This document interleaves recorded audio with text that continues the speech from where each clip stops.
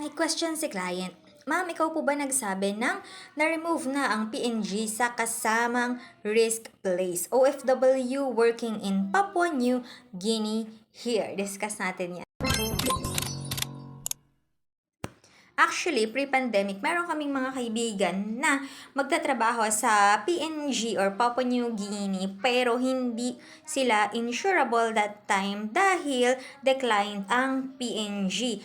'Di ba? Kasama sa consideration ng insurance ang gender, age, smoking habits, health, at yung lugar na pinagtatrabahuhan mo kung ito ba ay risky.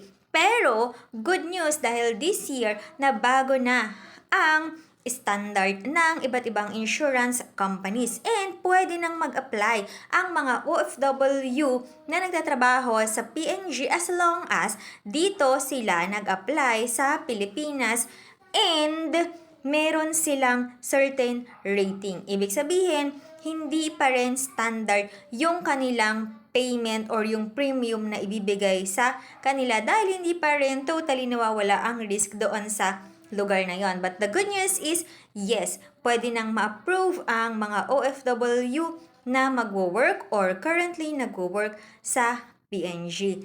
Thank you so much!